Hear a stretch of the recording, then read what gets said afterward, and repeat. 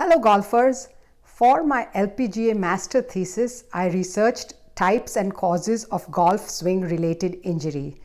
Research has shown that the most injury takes place at the low back or lumbar spine.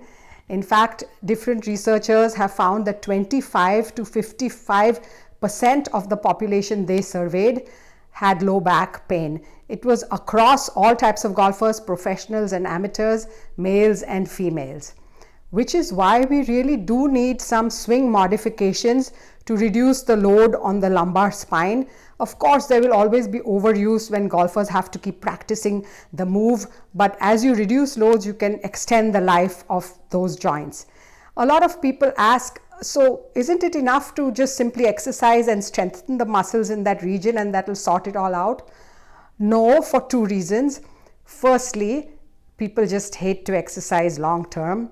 And secondly, while the exercises will help the strength and flexibility of joints, which is determined by the muscle capabilities, we mainly exercise our muscles. There are very tiny structures within the lumbar spine. The disc, which is like maybe less than 1.5 centimeters in height, the pars, which is a very thin paper-like bony structure, particularly prone to injury in the low back region, and the facet joints, which are like as tiny as the first digit of each of my fingers.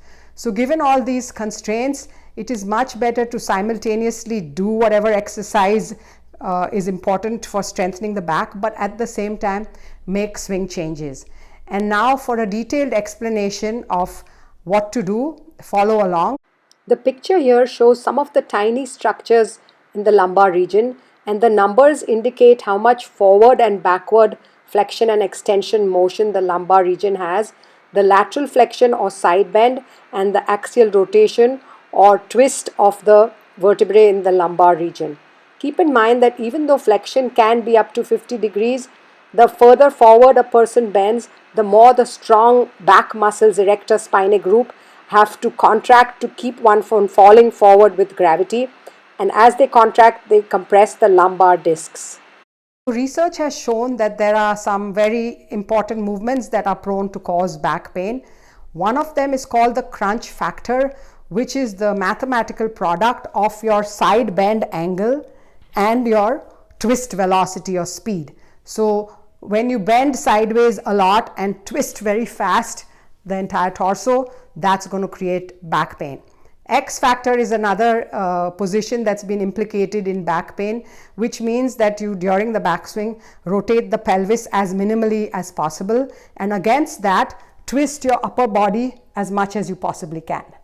Then one study that looked at golfers with and without low back pain found that the golfers with low back pain had much more forward bend at address and also had a greater lead side bend at the top of their backswings. Finally, it is known that hyperextension of the spine, which is something we typically have seen in the follow through the arched back, can cause issues. But in this day and age, when we are being told increasingly to extend the spine in the backswing, this could also arch the lower back to an extent and create some what we call excessive lordosis in the lumbar region. All right, so my next post is going to be on some famous golfers and the positions they could consider having to reduce the loads that their low backs or lumbar spines carry.